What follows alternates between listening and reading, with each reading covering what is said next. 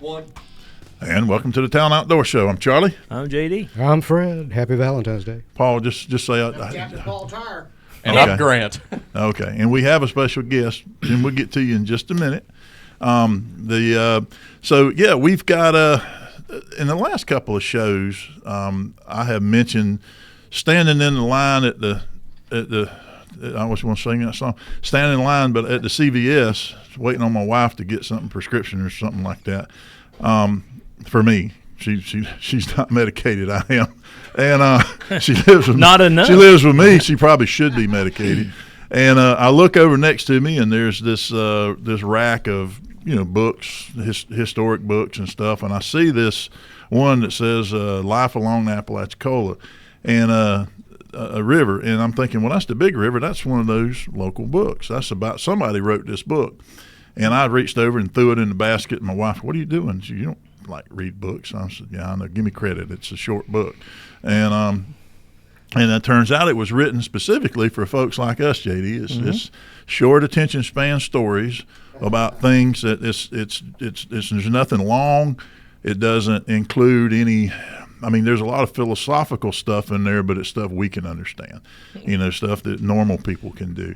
And I get looking at it, and I'm going, man, this sounds familiar.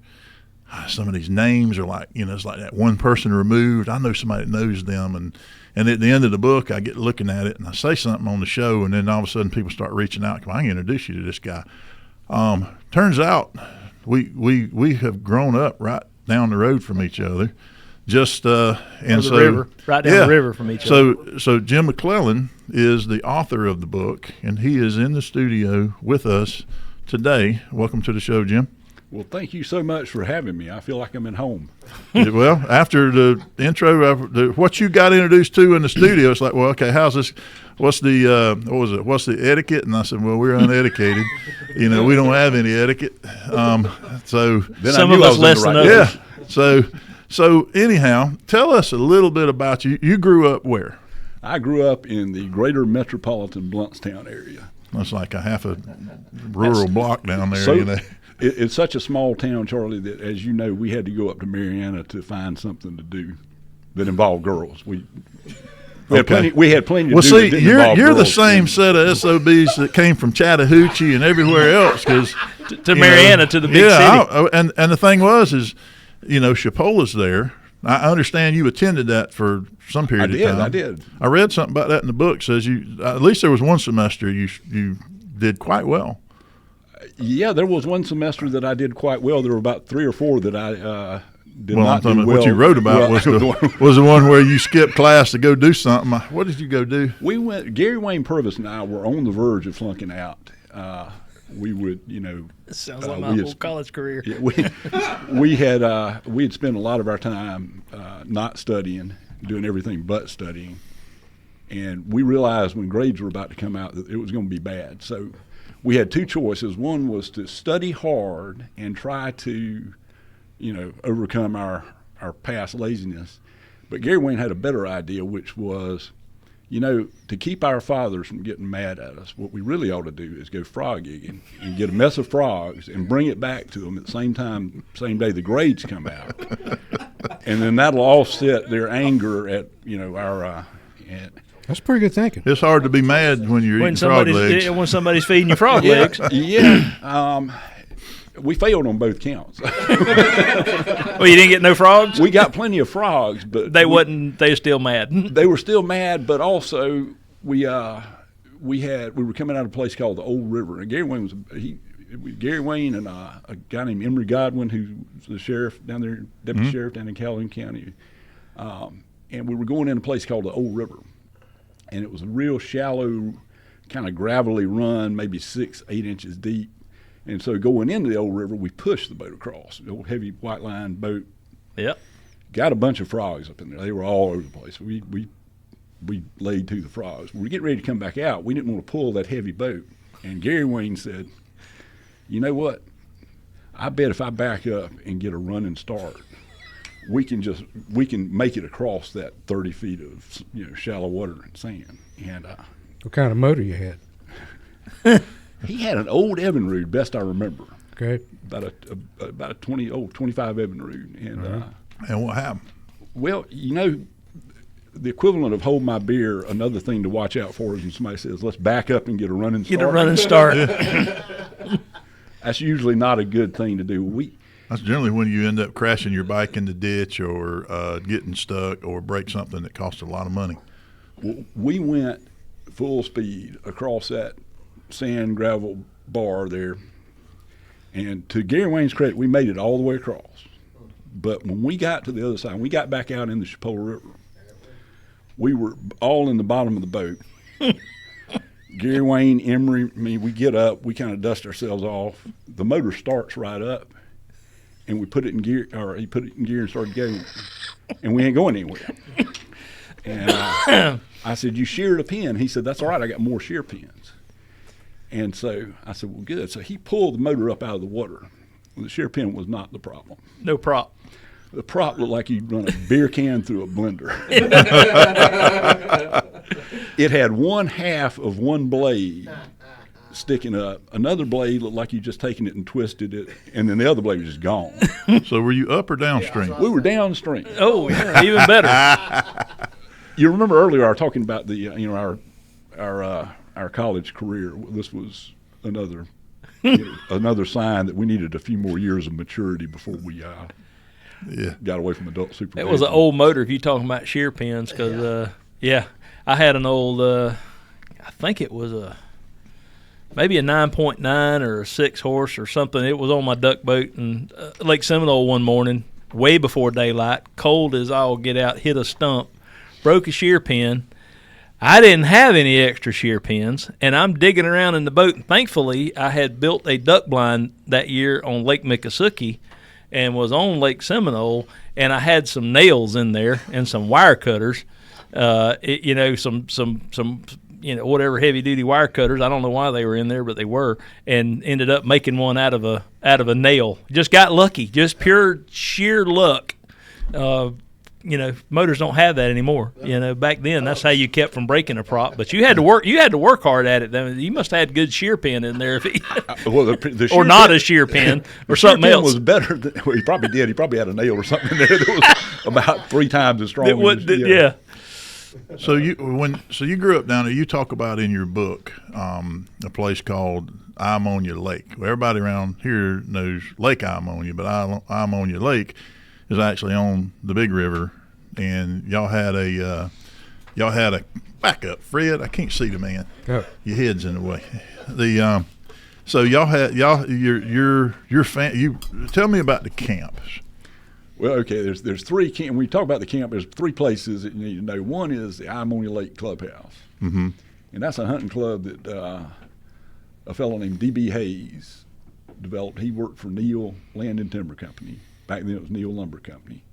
He came over from Bruton, Alabama. He was mayor of Bruton. He came over in the 30s to see if if Bluntstown would be a good place for a mill.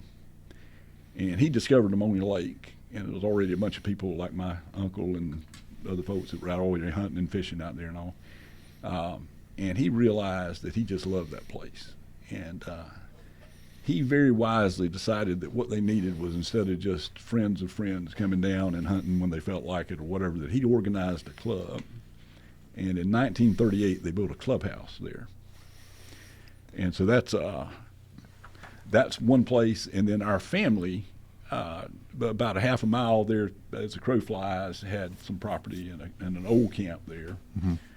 Sold that property and then built a new camp quarter mile away. So all those things are all together in there. Yeah, a new camp doesn't mean it was like brand new. It was just the newest property, because as you described that stuff, there wasn't a whole lot of new anything. It wasn't there. nothing new, and just for going forward, camp is more a term of geography than architecture. So it's not like one of these plantation camps or vacation stay places. It's a spot of clear dirt that y'all like would go hang out at. Yeah. You know who else is from Bruton, Alabama? Which that's what we're used to. That's small town. That's what you're used to, is just a place to back up, sit on a tailgate, or in your dad's case, was it your dad that made a throne out of a chainsaw or something one time? Yeah, that was it. Yeah, we'll be back in just a minute.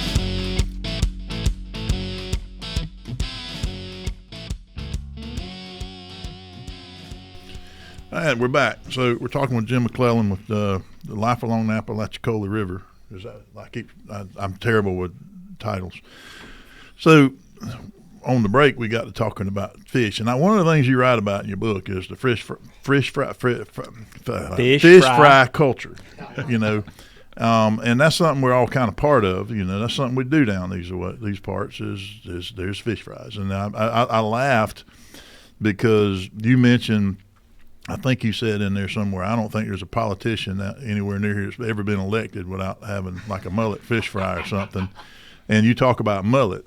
And when I was running for sheriff of Leon County, we had a fish fry.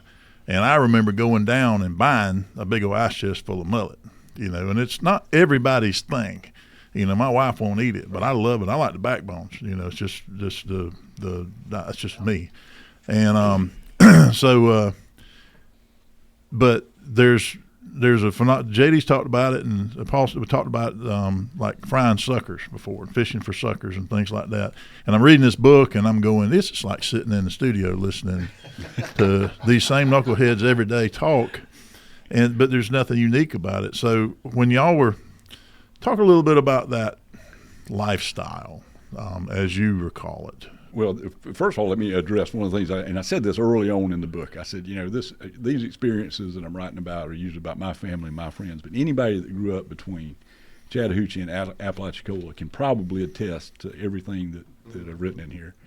And frying fish was one of those things that you just did. My father we always joke that if my father had gotten stuck, he could have lived for about 5 years off his truck. He had his rifle, fishing poles, he had Sessions peanut oil, Hoover's cornmeal, an onion usually with a green sprout on it about 8 inches long in there, a potato that was soft as hell, but he was always, we would go on any random, now he and all his buddies on Thursday afternoons, they would all go down to Ammonia Lake right after lunch and go down there and they'd all fish and they'd come back. So Thursday evening, we'd always have fried brim, shell cracker, catfish. Whatever bit that day. Yeah, whatever, because they'd fry a bunch of fish and he'd bring some home for Mom and me. But a lot of times on Saturday morning, we just get up, drive down to the camp, and sit there and fish on the bank or paddle the boat around a little bit and fish and cook and eat right there on the bank, make Mama a plate, and then come home. And we used to do the same thing, Jim, on there. There's a little creek called Coal. We just always called it Coal Creek. Is fed from a spring up in the woods. It's just south of I-10 a little bit on the Bluntstown side of the river. There's a creek that comes out, and if you follow that creek up in the woods, it's a big old blue hole up there. But we used to load up on the boat, go down there, fish all day, take the corn, like you said, Hoover's cornmeal, peanut oil, the fish fryer, whatever we caught that day, sit right there and sit there and eat and hang around, play, swim, whatever, till dark, and then you could watch the mosquitoes start coming up the river, and you had to outrun them back to the hill. You start hearing this buzz sound, and literally, there's so many mosquitoes that you could hear them. You've run from them too. I know you have. I have, but I want to tell you something. I was up in Maine in the summer of 2023. Why? I was hiking. Oh, why? He decided to go for a walk. Did you run out of gas?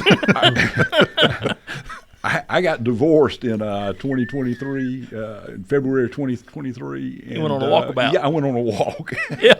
Turns out it takes about. You're supposed to do that before the divorce. That's you had to walk a long way. She was some kind of mad. Woo. It took about 650 miles to kind of wear down my. Gotcha. But I was up in Maine, and I'll tell you what, Maine is there's two things in Maine. There's mountains and there's swamp. And when you're not on the mountain, you're in the swamp. And when I got back to Florida, I apologized to the Florida mosquitoes. They got all kind of stuff up there that will bite you. It ain't just mosquitoes. It's them black flies. Oh my gosh, that's the most horrible summertime place I've ever been. I tell you, it was. They told me, they said, "Well, you're in luck. You missed the black flies." they're not as bad as they would normally be if you'd gotten here earlier. They whoop a no-see-em. They would beat a no-see-em to death. Them things are bad. Yeah, I came back and I thought, you know what? I sat in Honey Pond one day and I had a thermocell. And I got to give my brother credit for this quote. He said, "That's the device that has led to the death of more turkeys than any invention since the firearm." Absolutely. I had one of those things sitting beside me one day, and I was down in Honey Pond, which is off of Money Lake, and real swampy and everything. I had my turkey decoy set up, and I was sitting there. And I thought, man, this thermocell is not working because these mosquitoes still biting. And I thought, well, I guess I need, new card on it. Yeah, I need whatever. a card or whatever, but I ain't getting it, so might as well just sit here and suffer. Well, my decoy fell over. And I got up and went slinking over to my decoy and set it up. I came back to that thermocell on a dead run. Yeah. It was working fine. It was getting outnumbered. Yeah. It's just so you're talking about being on the river. You see that picture on the wall right there? Yep. That is me when I was, 6, 7 years old. That's my daddy. And that is on a slough off that stretch of river we used to go put in, and he would take me down to Bigger, south of the dam, between there and Bluntstown somewhere. And I remember putting in at Chattahoochee a bunch, but which is kind of silly because you put in and you got to go downstream. But we go to Bluntstown and go north. And yeah, that was, I think my mama was in the boat that day. But he and somebody took the picture. Well, he and a fella, yeah, it wasn't nothing. Wasn't no remote, set the phone and time it. It was one of them old 35 millimeter roll up where you take this film cartridge out of it. So he used to go out with a buddy of his who's still around, Steve Glenn, Coon Bottom Glenn, and they would go out, and I remember sitting in the boat with those two, which was, if I had a good enough memory, the stories that I could have heard, and probably did hear and chose to ignore because my young, innocent brain didn't want to recall those things. And we'd fish for channel cats. And I remember one time, Daddy was like, "Dang, son, you're catching all the fish." And Coon Bottom was over there. "Yeah, boy, you just keep going." And I looked around, neither one of them had a pole, and they were sucking the bottom out of a bottle, either Jim Beam or Canadian Lord Calvert or whatever was in vogue at the time. And I'm catching the fish, and I'm looking around, and we left later on in Daddy's truck, and we're driving down the road, and I'm sitting in between these two grown men. And I don't know how much of that liquor had hit him, but Daddy's driving this old puke green Dodge Ram pickup truck, pulling that little old John boat behind it. And a guy went across the road, one of those little 2-lane back roads, and the reflector, how they got lights on the reflector on the wheels, and the guy drove across the road with his bicycle, and those reflectors were doing this almost like googly-eyed, weird, twirly thing, and my daddy locked up and slammed on brakes, and what in the world is that? Some of them aliens. I don't know what they had thought, but it's trips like that growing up. Now, I don't advocate for drinking on the boat or driving home under the end. I don't advocate for any of that stuff, but it makes for funny. It makes for some funny stories. I went catfishing one time. We were out there right about the Gulf Power Plant discharge on the river, and it was me and a buddy of mine who's my age, and always Donovan's been my best friend, and another fellow that went with us who was older than us, and he was in the boat, and I'm not gonna say who it was, but anyway, he reaches down in there and pulls out a big old bottle of Wild Turkey liquor, and Wild Turkey, unlike the cheaper whiskeys, has a cork, right, cork top, and he pulls the cork out of that top of that brand new bottle of Wild Turkey and threw it out in the river. And that was an indicator of how the rest of the day went, because I was the one, it was my boat, and I didn't, but man, oh my goodness. Yeah, he got knee walking Reggie Youngin commode hugging drunk out there. Isn't that a Jeff Foxworthy joke that says if you've ever been too drunk to fish? Yeah. That guy got too drunk to fish that day. He ended up laying down on the back of the boat, and I was like, that's not the fishing trip I had in mind today. But I remember catching a pile of them little old channel cats that's about 8 or 10 inches long, and there ain't no better eating fish on the planet than a little old channel cat fresh out of that river over there. Along those lines, I'm looking over here at this catfish basket. It's a trap. catfish Yeah, trap. I don't think I've ever seen catfish caught out of a basket. Did you do that? I didn't. I'll tell you, I tried to re-engineer that. My aunt Ann Larkins McClellan, she grew up on Larkins Fish Camp on the Florida River, which is a little bit south of Ammonia Lake, down there on the Liberty County side. And she had one sister, and her father, Richard Larkins, had a fish camp down there, Larkins Fish Camp. If you go down that part of the world, you'll see the sign, and there's a little Down around Kennedy Creek and close, a little bit north of, right around Sumatra. okay. But she had the most fascinating childhood ever. She grew up, she was born in the 30s and grew up. But her father, they had hogging rights for 2,500 acres of that national forest down there. They had earmarks for all the hogs. Mm-hmm. So he had a fish camp where where people from Atlanta and Birmingham, places like that, would come down and stay. And he was a commercial catfisherman and hog trapper. And he was one of Yes.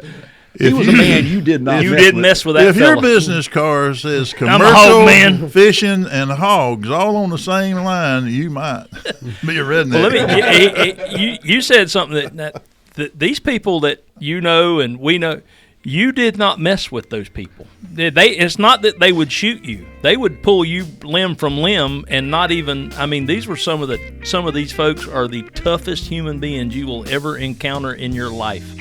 And you just don't get it unless you have been around and grown up around. I've grown up around some of those folks too, and there's just certain old men in the community. You didn't mess with them. You didn't talk.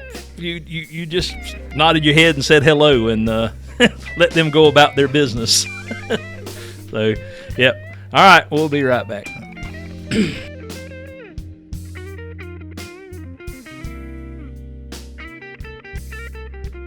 And we're back. So Fred said something just a minute ago. We can't talk about all the other stuff because it was incriminating to people that we don't want to incriminate on the break. But just know that if you hung out in some of these stories, JD now knows the other side of that. So I know who you are. But Fred's been going through your book. He's been thumbing through it, and I think he's looking to see if there's anything that still is within the criminal prosecution period hadn't met the Seeing if you statute need of a lawyer. limitations. I'm just looking out for you. If there is, I take back what I said about defense attorneys. Yeah. Well, all you have to do is say, well, actually, this was a fictional account of that story. I exaggerated a little bit because we all know that every story, we have to change a few words in there. One, to stay out of trouble. Two, to make it sound a little more interesting and whatever, although they're true. And now, you put all these stories together. You were doing a blog, right? Yeah, the reason I even started this whole thing was I was working for a tech company over in Pensacola, and I would start talking to some of these guys. And some of them are hunters and fishermen and stuff like that. But you start talking about something like frog gigging, and you'd see a disturbed look on their face like, what? And I realized that, we grew up in a special place, in a special time.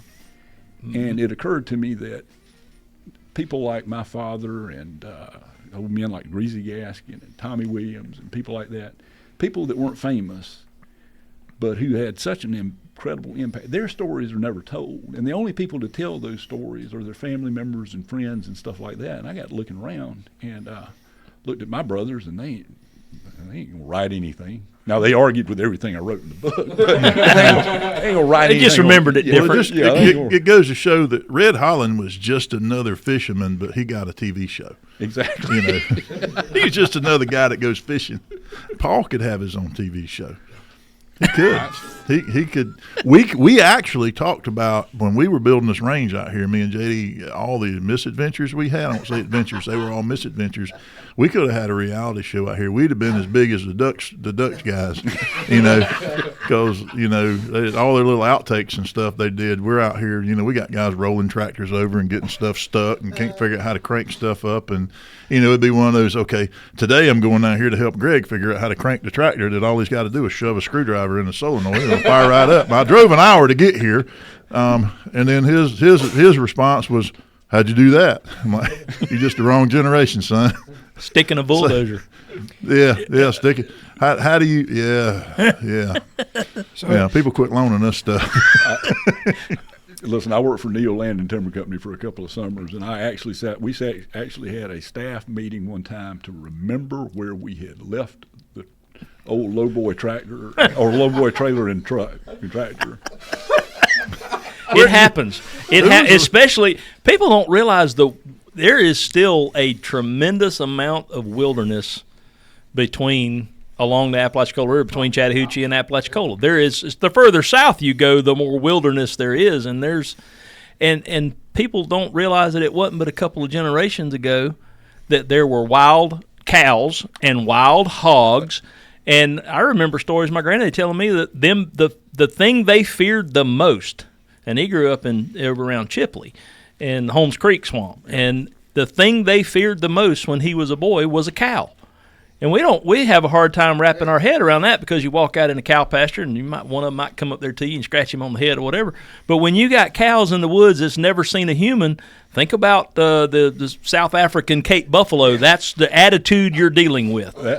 My Aunt Ann, who we were discussing in the last segment, that was one of the things that she told me that she had to deal with a lot. And she and her sister, Moretta, ran from one. She said, remember, they climbed the fence to get away from a wild cow. They climbed the fence into the domestic cow. In the cow pen, to get away from one that wasn't pinned up. Yeah, it's and things haven't changed in a lot of these places a lot since then. I mean, there's probably still some wild cows running around down there in the woods. You never know. Well, there's sure some wild hogs. There's plenty of wild some domestic hogs that get out and breed with them. They get kind of big sometimes. And they will run you up a cypress tree if you bow hunting and miss one. I can just tell you that for a fact. Yeah. Hey, we'll be back in just a minute. We'll come back and we'll talk about a little bit about old school deer hunting.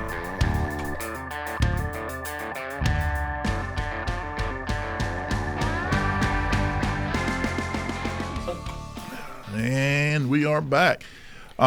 Back again with Jim McClellan, author extraordinaire of all things Apalachicola River, redneck, and beyond. I mean, Jim, you have, just because you wrote this, but it's memories. You have a professional career. You are a professional in your chosen path, and you in communications, or I'm not sure. Public relations, marketing. I started my career as a speechwriter for Governor Lawton Childs, who was a friend of Coon Bottom Glenn's, by the way. Really? Yeah, and that's because it had coon in the he-coon walks just before the dawn. I think that might have been his daddy. There was two. I think there was a father. I forget how it goes, but I look at him now, and it's an old, daddy's age. Yeah. In their late 70s or something. Here's a news flash for you, Charlie. We're old. I ain't gonna admit you're older than I am. Yeah. I'm used to be. Anyway, so back in the day coming up, because when I was growing up, I was on the farm, but we didn't really do a whole lot of deer hunting. I got into that as a late teenager because my buddies were in it, and I just thought it was cool. Because we grew up in the meat business, and we slaughtered, going out and killing wild animals. We were sitting there with a cooler full of cows and hogs and stuff we're having to process. So deer wasn't on the menu so much when I was there. We didn't go hungry, but I was reading, and you brought to light, because I know the first few times I went hunting, I don't think I had camo. I think I was wearing like a flannel shirt or something. But you talked more about the difference between today's trophy hunting and what it used to be, and tell me more about that.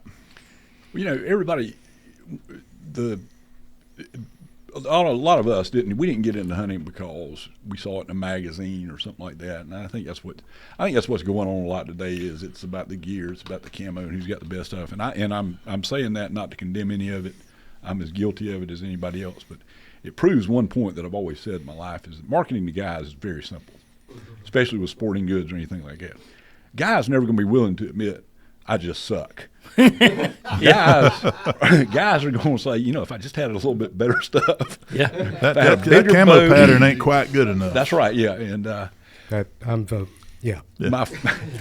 Well, in successful fish bait, never have to catch a fish. They just have to catch a fisherman. That's right. That is a really good point. Well, one of the things because I read this section about the deer hunting the way it was, that's the way I grew up. I mean, if you shot a spike, you were proud. Yeah, we didn't. I tell people we didn't know anything about quality deer management, but we knew a lot about quality venison management. And they're just the idea of letting he was only a third year buck, so I wanted to let him. Yeah. Those words were never spoken in Calhoun County until the 90s, I guarantee you. Yeah, no, if he walked out in the field, you could see a horn.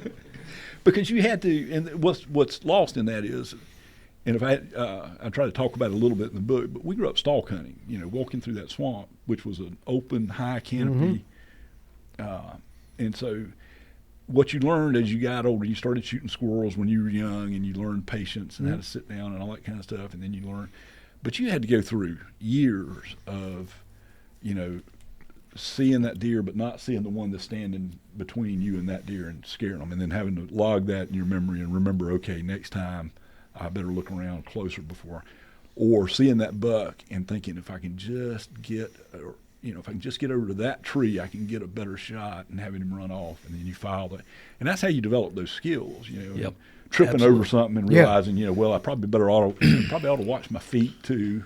It's dry today. The leaves are going to crunch. Yeah, so I'm not going to just sit down or something like that. But And you write in here that these trips that people take now. Oh, I'm gonna go to Kansas and kill me a trophy deer, and all that. We didn't do that growing up. That just Well, was there was unheard called of. safaris Well, back then. Yeah. I'll say this, that my son's killed some nice deer out of a tree stand, and we hunt out of tree stands and all that stuff now, but I've never been more proud of him as a hunter than when he was 12 years old and we were hunting off the ground in the swamp, in the river swamp right here on Ocklawatomie River, hunting the river swamp, and I said, we're not playing, we're not sitting in a stand today. And I talked to him for 2 or 3 days before we ever went, and it was all about how to hunt from the ground like we used to, like you said, like we used to hunt.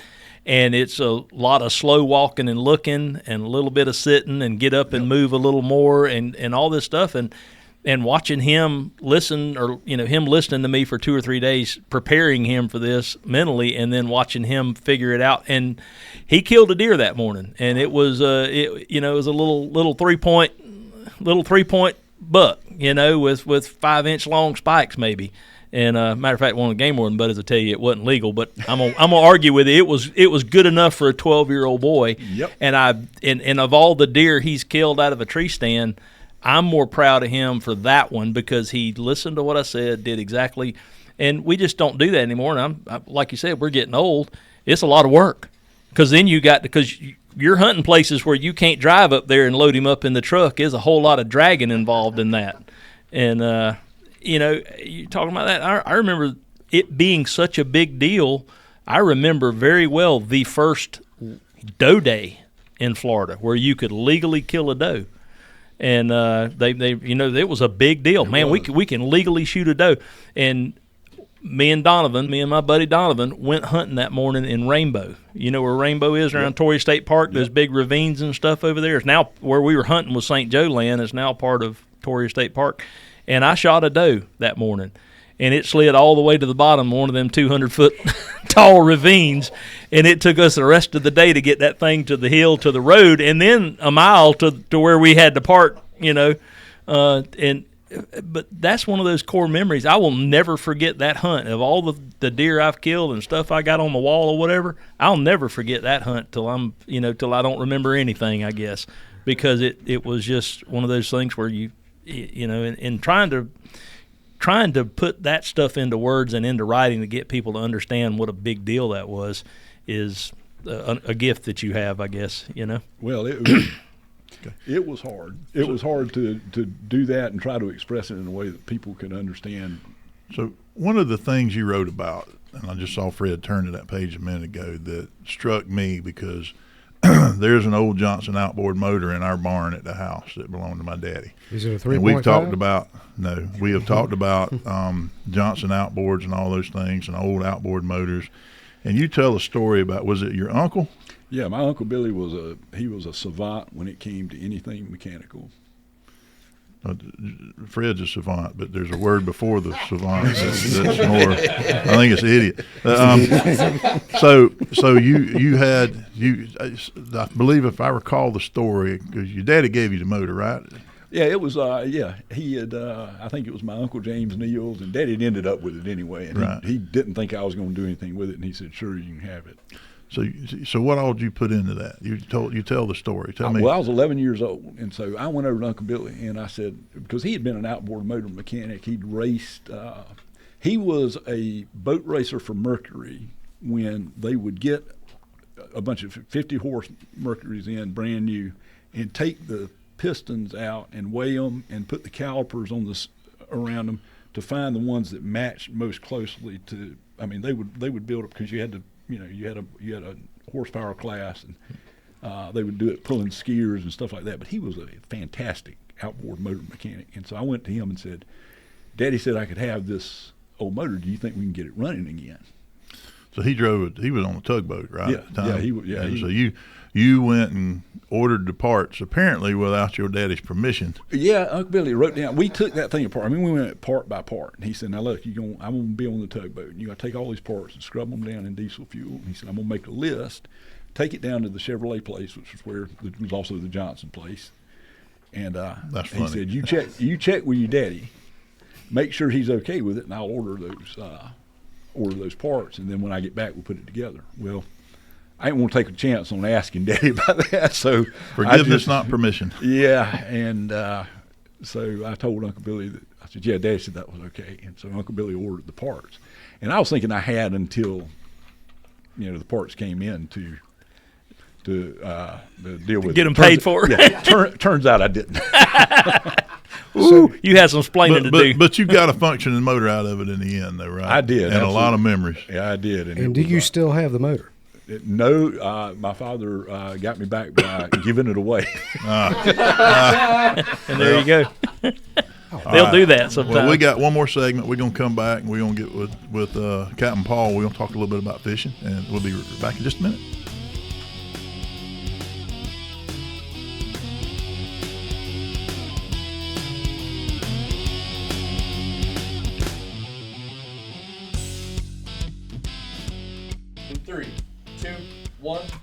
And we're back. Before we get into the fishing thing, a funny story. My just turned 17-year-old daughter, bless her heart, she's this generation, doesn't know history that well. She said something, "Daddy, I didn't know what the Piggly Wiggly was until today." And I said, "What?" I said, "It's a grocery. It's like an old school grocery store. I mean, it's a grocery store." And she goes, "Well," I said, "There used to be everywhere, and I think there's still one in Quincy, and There's one in Steeds. And one in I St. think there George. might be one down around Bluntstown still. There's something down there. I don't know what it is. It's something else." The Ramsey family changed it to Cash Saver. Okay, all right. Well, everybody, I said, "Well, what? You see Piggly Wiggly? I thought it was a barbecue restaurant." And I'm like, "Well, I could see where you might think that." Yep. But anyway, so small town stuff. She's still getting used to being in Marianna from Tallahassee, because she was raised in Tallahassee till 4 years ago, and now she's coming of age over there. Anyway, so Paul, how's fishing going? Man, it's been unbelievable. I just sent y'all a picture. I had a lady catch a 10-pounder Monday. It was awesome. There was from Baytown, is that Texas? Texas? Yeah, Baytown's Texas, And south they- of Houston. Ooh, His big daddy had fish. fish counts on. They fished out of Toledo Bend, Sam Rayburn, when they first opened them up. He was telling me all kinds of stories, and I told him before he came. I said, "Your wife's going out fishing." He said, "All right." Usually she does, and she did that day. He caught that. It was an awesome JD having her. That's a big old fish. The only thing bigger than that fish in that picture right there is her smile. That's right. That's right. It was awesome. She's It was extremely happy. How big was that fish? 10 pounds, said 3 10 pounds. ounces. Wow. Yeah, it was See, awesome. Jim said they threw them back. Of course, you throw them back too, but for a different reason. We took pictures and put it right back so it would reproduce. That thing was See, full of eggs. see, Jim, Paul has the fish trained. They're tame fish. He knows them. He has them named. That was Betsy That's there. right. That's what happens is he goes up there and he goes, "Okay, well, how much you paying me today? Okay, I'm gonna take you to that special spot. I got 4 or 5 you can catch over here. Just got to get them back in the water within a few seconds." So I've always suspected that. he probably slips a snack in their mouth as soon as he puts them back in there. But I tell No, you, we had the one like water's that. warmed I think he up, has and GPS I read tracking on something him. in your book that y'all down there didn't eat crappie.